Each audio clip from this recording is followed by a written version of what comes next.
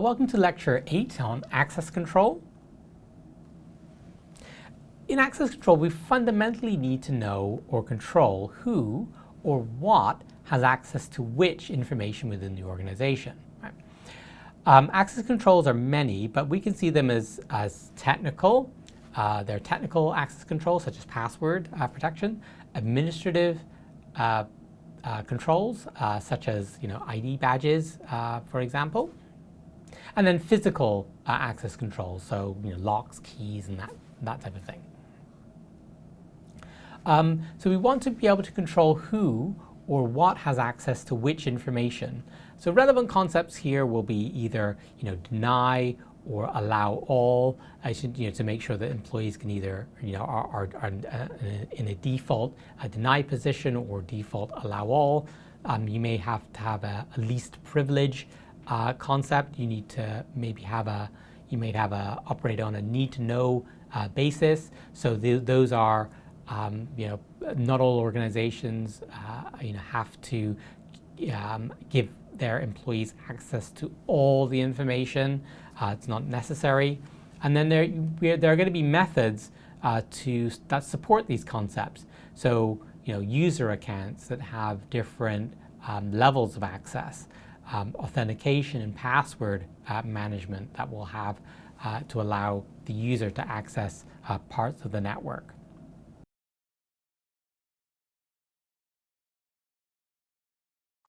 In this lecture, we'll be discussing access control.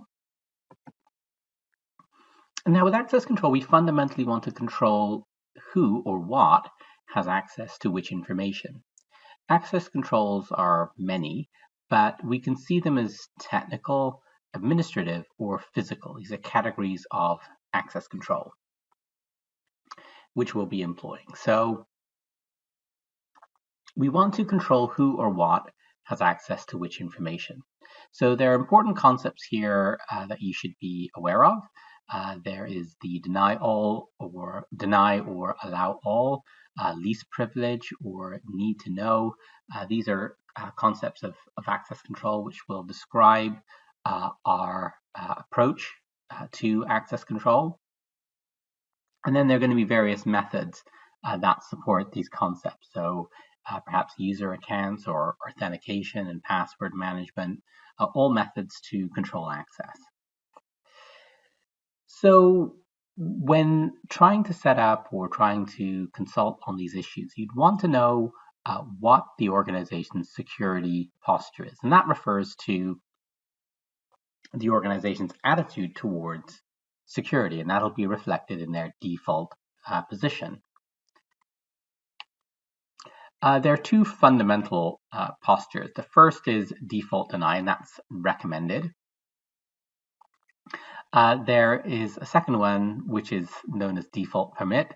For example, in the case of internet sites, let's say you want to allow as much access as possible, but it's not recommended. So for the purposes of security, we're going to go with the default deny position primarily.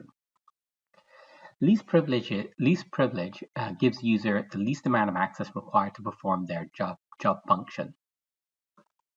So, for example, if your job is to manage printers, you don't need access to account management. The easiest thing to do from a technical perspective is to give everybody the same access, the same level of access. While easy, it becomes problematic as to determining who bears responsibility for a breach, for example. So the user read-only rights can be used on documents for the same reason. You want to give somebody the ability to view the document, but not necessarily edit it. Need to know is a concept based on making sure that the individual has demonstrated an authorized reason for being granted access.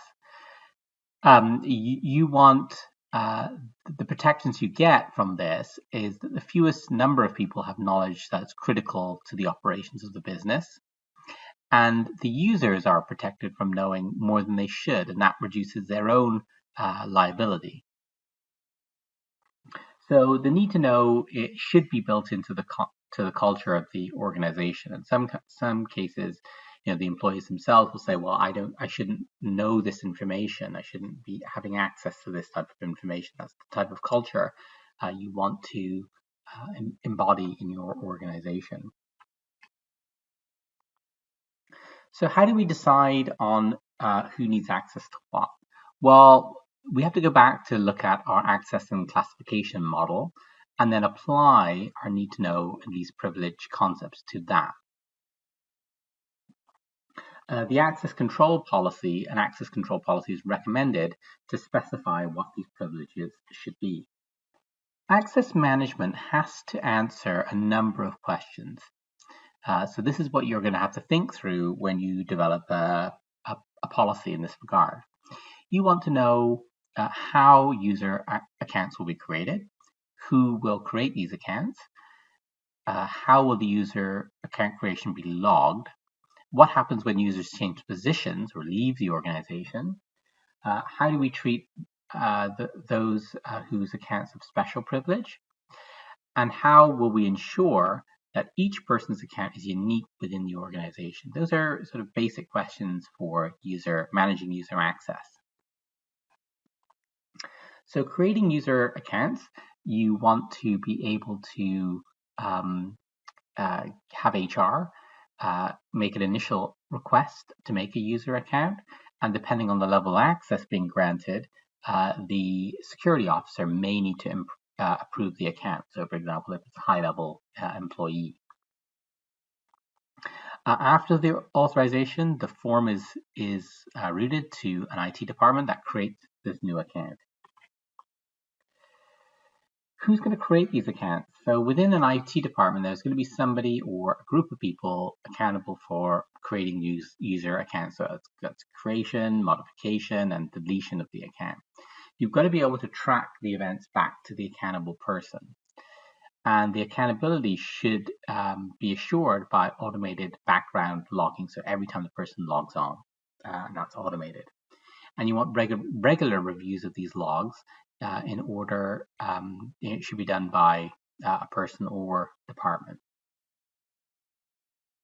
Oftentimes when there is sensitive data, so for example, in the medical field, there's a problem of people snooping on other people's accounts, and you want to be able to log that. So you need to be able to generate, when you create their account, you're able to log who had access to what information. User account change management deals with the situation where users change positions or leave the organization.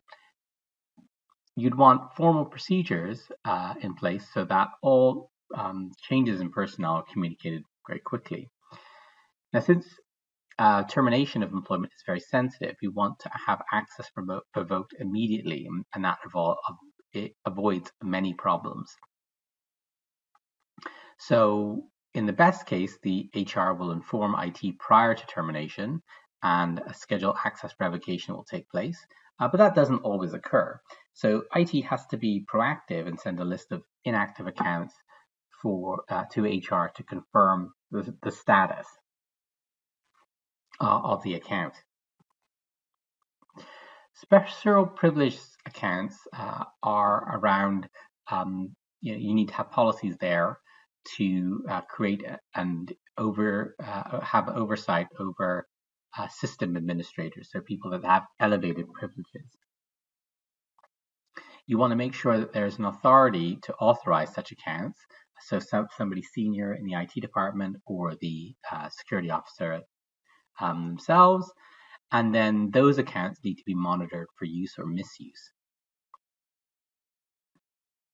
You don't want to use these accounts for routine activities such as email, writing reports, and if the basic user account is sufficient. So you don't want to use this system administrative account in a generic way. And the reason for that is quite obvious, right? I mean, so you don't, if you're using these special privileges accounts for routine activities, when you could use a user account, basic user account, sufficiently well,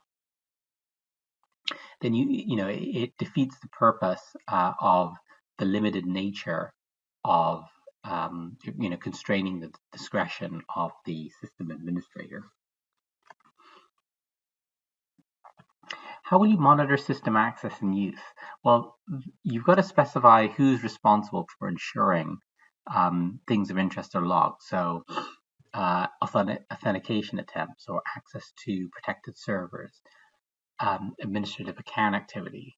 Access logs need to be reviewed daily, and we've got to figure out who is going to be doing that. Right? Authentication is key to access control, and there are a number of ways in which you can verify a user's identity. There is what you know, so passwords, or what you have, smart tokens or smart cards or tokens, and who you are. So biometrics is an example of something that you carry with you all the time. Each of these authentication methods have pros and cons, and you've got to consider appropriate authentication methods.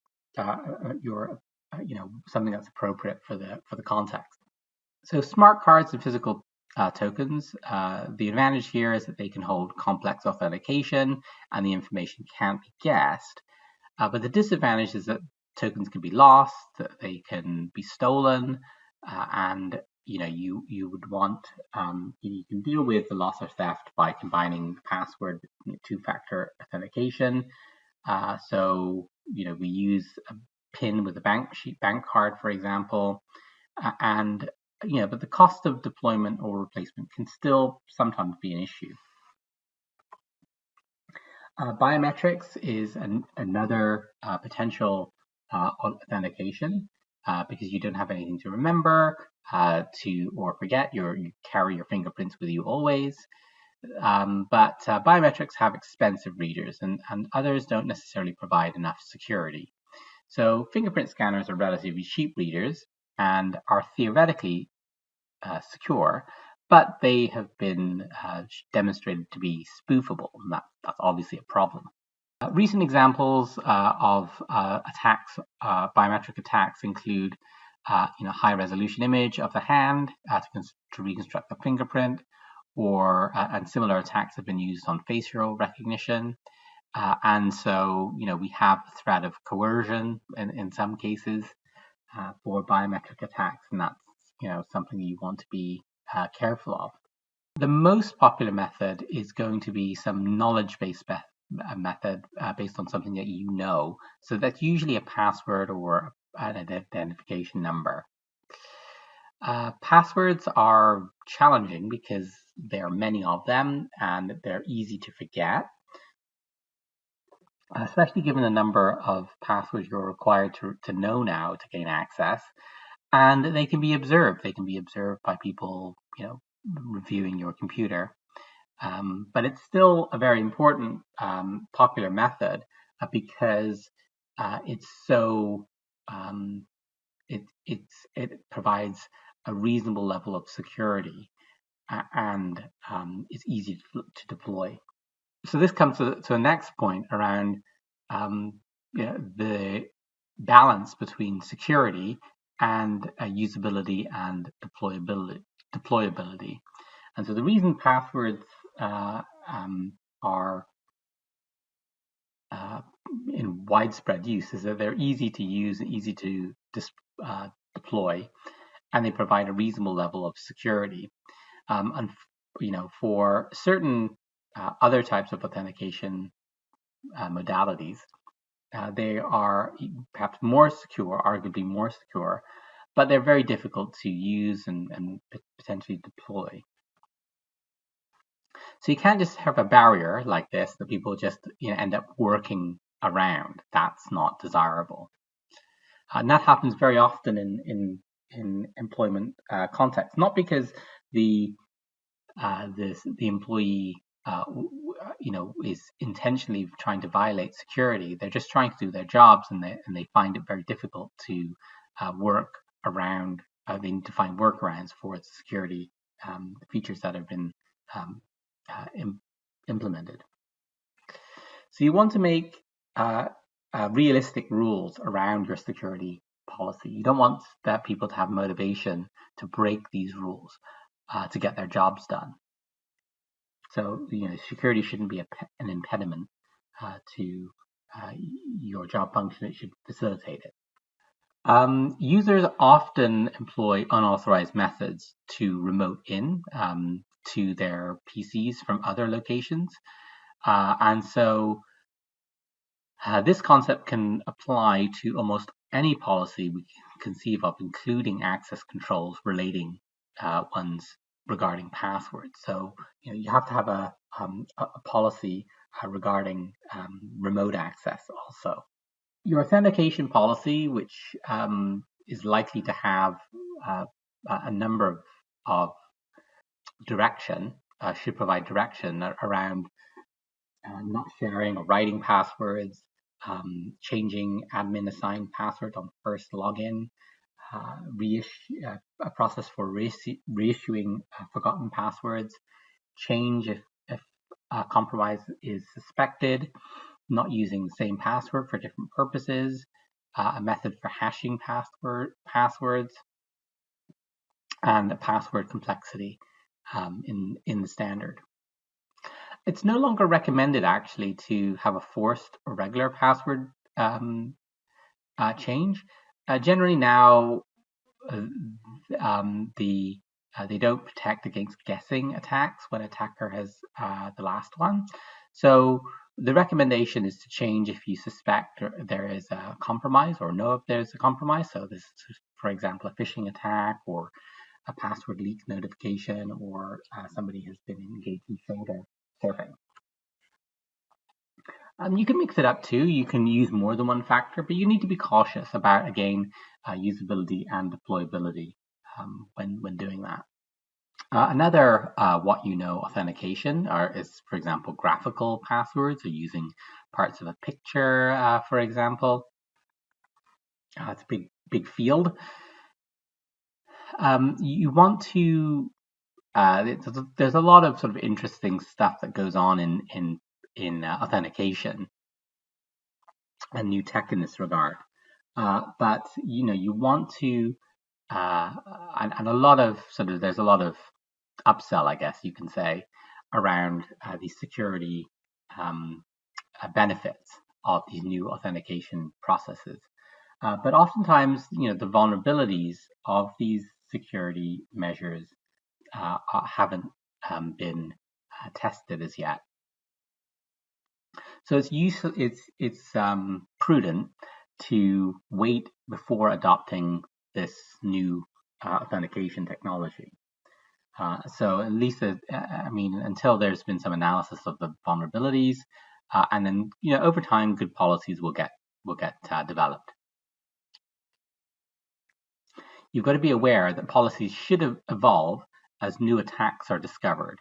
So as new attacks, new approaches, new vulnerabilities, the changes in the access control policies will change also.